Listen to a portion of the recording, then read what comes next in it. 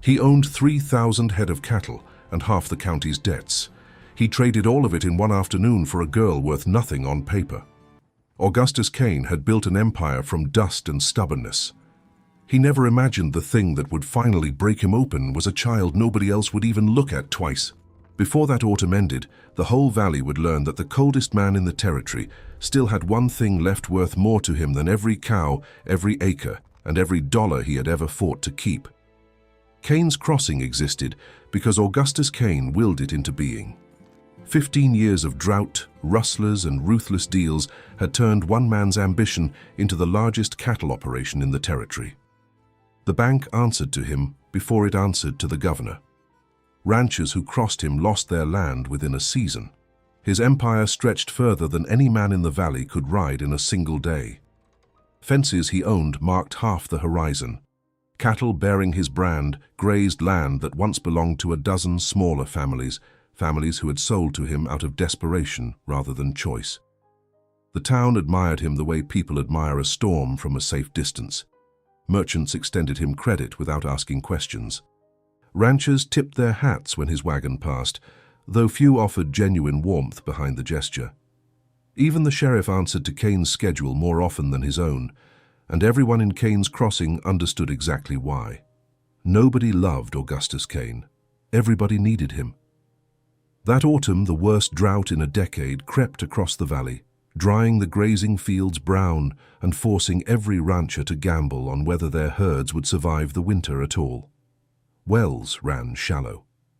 Grass turned to dust beneath cattle too thin for market. Prayers replaced conversation at supper tables across the county, though few believed prayer alone would break a drought this stubborn. The same week, an orphan train stopped in Cain's Crossing, carrying children nobody in the cities wanted, hoping some rancher's wife might take one in for the extra hands. The platform filled with nervous, hopeful faces, small hands clutching small bundles, waiting to learn which stranger might choose to call them family.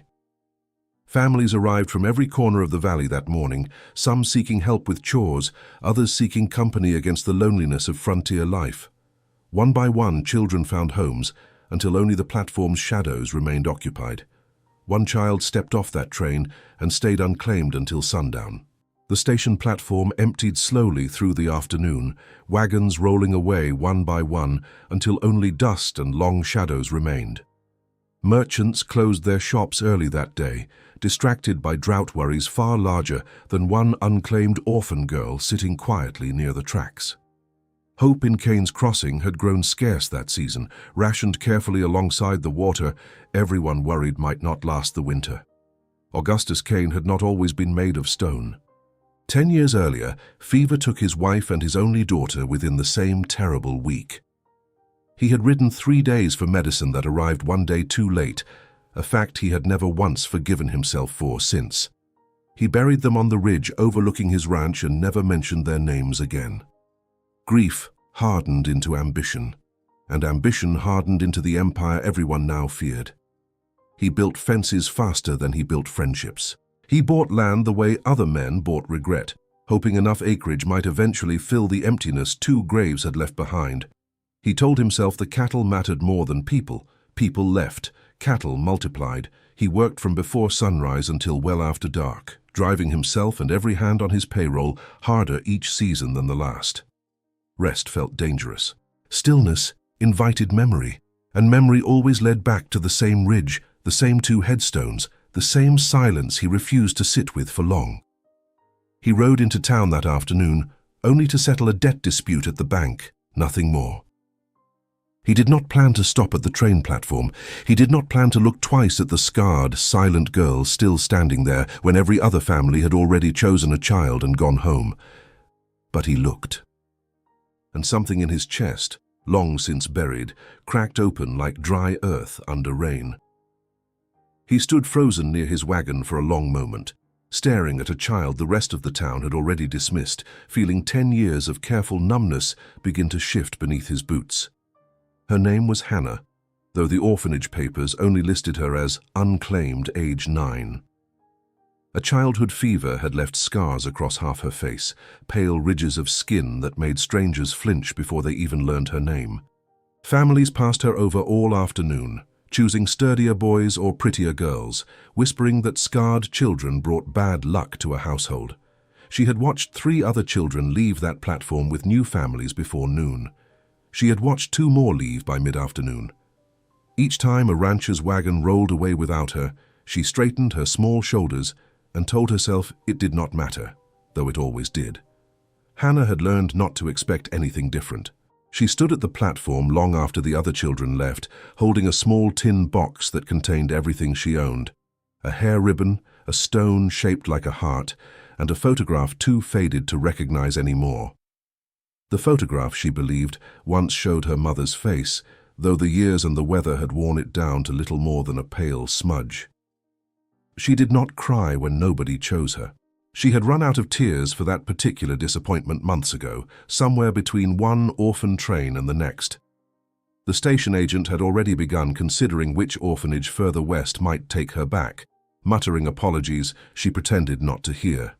Then a shadow fell over her, tall and unfamiliar, and a rough voice asked a question nobody had asked her all day. "What's your name, girl?" "Hannah," she answered quietly, bracing for the flinch she always saw next. Cain did not flinch. He crouched down slowly, studying her face the way a man studies something he has been avoiding for years. The scars did not repel him. They reminded him, painfully, of a daughter who never lived long enough to bear any scars of her own. Dust settled around his boots as he knelt there, ignoring the curious stares of townsfolk still lingering near the station. He studied Hannah's tin box, her worn shoes, the careful way she held herself against disappointment she had clearly practiced hiding. "You got somewhere to sleep tonight?" he asked. Hannah shook her head. Cain stood, extended a hand still calloused from cattle work, and said the words that would undo 10 years of careful numbness in a single breath. "Come on then. My ranch has more room than sense." Hannah stared at the offered hand for a long moment, the same way she had stared at every stranger that day, searching for the reason behind kindness that never usually lasted. She found something steadier this time, something that did not waver the longer she looked. The town watched in stunned silence as the coldest man in the valley led an unwanted orphan girl toward his wagon, her small hand disappearing entirely inside his. Whispers followed the wagon down Main Street long after it passed, though Cain paid them no attention at all. He had spent 10 years listening to what the town expected of him. For the first time, he found himself entirely uninterested in their opinion. The ride back to the ranch passed mostly in silence, Hannah sitting stiffly beside him, tin box held tight against her chest. Halfway home, Cain broke the quiet with a single question, gentler than anyone in the valley would have believed him capable of. "You afraid of horses?" Hannah shook her head. "Good," Cain said, "because you're about to meet a whole ranch full of them." For the first time since stepping off that train, something close to curiosity flickered across her scarred, careful face.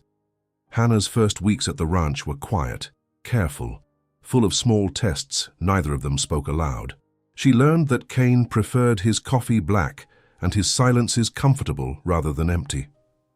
He learned that she flinched at raised voices but never at hard work, insisting on helping mend fences despite hands too small for the task. He built her a smaller pair of gloves without being asked, leaving them folded on her windowsill one morning without explanation. She learned the names of every horse in his stable within her first week, whispering greetings to each one as she passed, as though horses might judge her less harshly than people sometimes did. Cain noticed and began taking her along on short rides, teaching her to sit a saddle properly before winter made the ground too hard for falling. One evening, she left a drawing on his desk. 2 figures standing beside a fence, badly proportioned, unmistakably him and her. Cain kept it pinned above his ledger books from that night forward, glancing at it more often than he glanced at any figure written in those same ledgers. Weeks later, during branding season, a ranch hand mocked Hannah's scars within earshot of Cain himself. The Baron said nothing threatening. He simply looked at the man until the joke died in his throat, then quietly informed him his services were no longer needed at Cain's crossing. Word of that dismissal spread through the bunkhouse faster than any drought warning. No one mocked Hannah's scars again, not within 100 yards of the ranch house. The first time Hannah laughed, startled by a clumsy calf tripping over its own legs, Cain felt something loosen in his chest that had been locked tight for a decade. He did not tell her what that laugh meant to him. He didn't need to. She already understood. By the first frost, Hannah had started leaving small carved figures on the porch rail, animals whittled clumsily from scrap wood using a knife Cain had given her himself. He kept every single one, lining the mantel with a small, growing herd made entirely of patience and trust. She began joining him at the long ranch table each evening instead of eating alone in the kitchen, a small habit that took weeks to settle into naturally. Cain found himself talking more during those meals than he had in the 10 years before her arrival, describing cattle prices and weather patterns as though she were already a full partner in the operation. One cold morning, she surprised him by reciting the names and brands of every neighboring ranch without being taught, having simply listened carefully during his conversations with hired hands.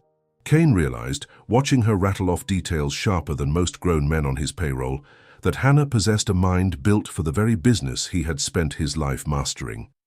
He began teaching her the ledgers that winter, small lessons at first, simple sums and simple accounts, though both of them understood the lessons meant something larger than arithmetic. Trust, Cain discovered, could be taught the same patient way as riding or roping, one small lesson at a time. The drought worsened through winter, draining wells and thinning grass until every rancher in the valley faced ruin. Bank President Silas Whitmore, long jealous of Cain's dominance, saw his opportunity and seized it. He had waited years for a crack in Cain's armor wide enough to exploit, and the drought finally offered him one. He called in every outstanding note against Cain's operation at once, demanding immediate payment or full seizure of the herd within the week. "Sell the herd to me now at my price," Whitmore offered, "or lose it to the bank for nothing come spring." Cain refused at first, certain he could weather one more bad season as he always had. He had survived worse droughts before, though never with quite so much resting on his decision this time. Then Hannah collapsed during evening chores, burning with the same fever that had scarred her as a small child, the same fever that had taken his wife and daughter years before. Cain carried her inside himself, refusing to let anyone else touch her. Memories of another small body burning with fever 10 years earlier, crashing over him faster than he could brace against them.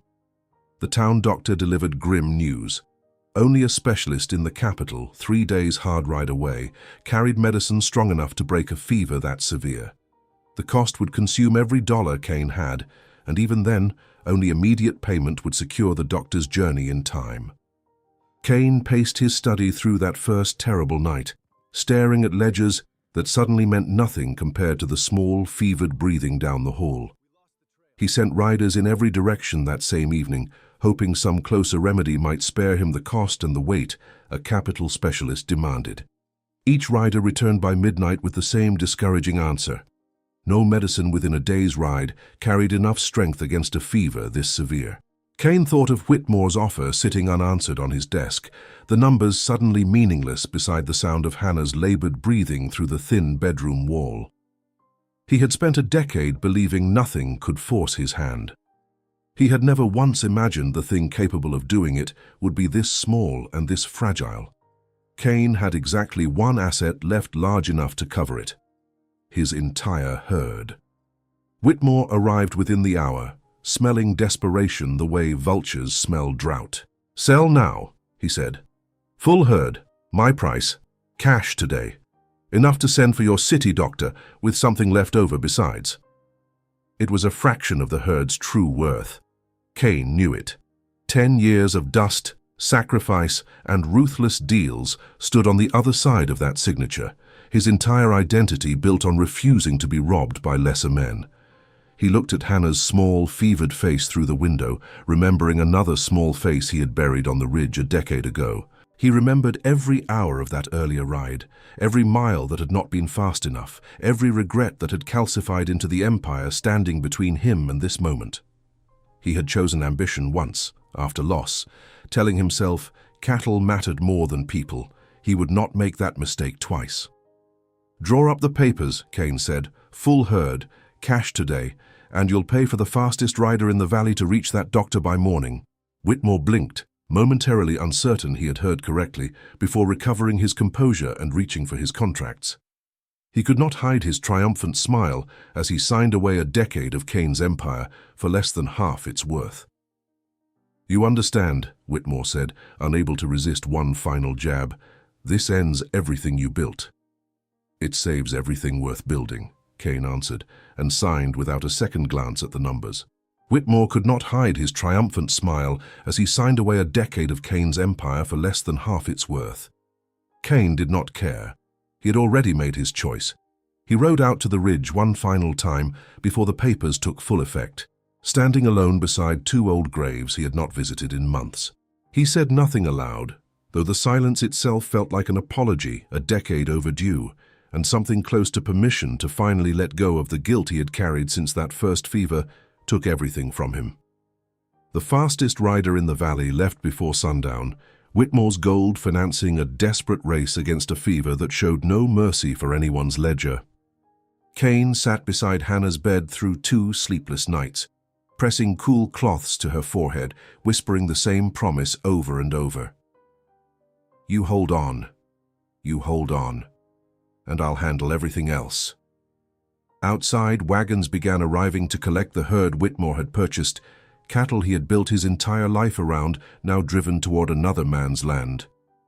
Kane never once left Hannah's bedside to watch them go, though every hand on the ranch understood exactly what that absence cost him. On the 3rd morning, hooves thundered into the yard. The city doctor arrived just as Hannah's fever crested, administering medicine with hands far steadier than Kane's own trembling ones. The valley held its breath through that long, terrible day. Kane paced the hallway outside her room while the doctor worked, gripping the drawing she had left on his desk weeks earlier, as though it might somehow steady his hands the way it had steadied his heart. By evening, Hannah's fever broke. She opened her eyes, found Kane still sitting beside her exactly where he had been for 3 days straight, and managed a small, exhausted smile. "You didn't leave," she whispered. "Never again," Kane answered, voice rough with something the old cattle baron had not allowed himself in 10 long years. Outside, the last of his herd was already being driven off toward Whitmore's land, an empire dismantled in 3 days for a girl the world had once called unwanted. Kane did not watch them go. He had somewhere far more important to be. He sat with Hannah long into that final night, watching color slowly return to her cheeks, listening to her breathing settle into something calm and even. Somewhere out on the range, 3,000 head of cattle carrying his brand crossed onto Whitmore's land for the last time, though Kane found he could not summon the grief he once expected such a loss to carry. The ranch hands who remained gathered quietly in the yard the next morning, uncertain what future awaited an operation stripped down to almost nothing. Kane addressed them plainly, promising smaller wages for now, but steadier ground than Whitmore's operation would ever offer men he valued only for their labor. Word of the trade spread through the valley faster than the drought itself. The coldest man in the territory had given away everything he built to save a scarred orphan nobody else would claim. Whitmore expected the story to humiliate Kane. Instead, ranchers who had feared him for years began arriving with spare cattle, small gifts, and quiet respect he had never earned through ruthlessness alone. Neighbors who had once crossed the street to avoid his temper now stopped to shake his hand, calling him by his first name for the first time in a decade. Trust, it turned out, spread through Kane's crossing far faster than fear ever had. Kane rebuilt slowly, starting with a herd 1/10 the size of his old empire, this time built on trust instead of fear. He hired hands not for their toughness alone, but for their kindness toward the girl who now ran laughing through the yard each morning. Hannah's scars never faded. Neither did her laughter, which filled Kane's ranch more completely than 3,000 head of cattle ever had. She grew up strong on that ranch, learning every trade the frontier demanded, never once forgetting the platform where a stranger's kindness had rewritten the rest of her life. She kept her tin box on her nightstand for years afterward, though the photograph inside eventually shared space with newer, clearer memories. Every spring after that, when new orphan trains passed through Kane's crossing, Augustus Kane stood on that same platform himself, looking for the child everyone else overlooked. He always found one. He always brought them home. By the time Hannah reached adulthood, Kane's ranch had become something the valley had never expected, a haven for children nobody else wanted, raised by a man the valley once called the coldest cattle baron in the territory. Ranchers who once feared him now sent their own troubled children to learn patience beneath his watchful, weathered guidance. The ridge overlooking his ranch still held 2 old graves, quiet beneath the frontier sky, but it no longer held all of Augustus Kane's heart. The rest of it, healed slowly and stubbornly, lived instead in a ranch house full of children's laughter, proof that even the hardest men could still choose love over everything they thought mattered most. Whitmore's larger herd never brought him the satisfaction he expected, his empire growing heavier every season while his reputation in the valley grew thinner. Ranchers did business with him out of necessity, never out of respect, a distinction Kane understood better than anyone by the time his own smaller herd had doubled again through honest trade and patient rebuilding. Hannah eventually ran the ranch's books herself, sharper with numbers than any banker Whitmore ever employed, and she never once forgot the winter a fever nearly cost her the only family she had ever truly chosen. She kept the drawing from her first weeks at the ranch framed above her own desk years later, a reminder of exactly where trust had first taken root between them. The end.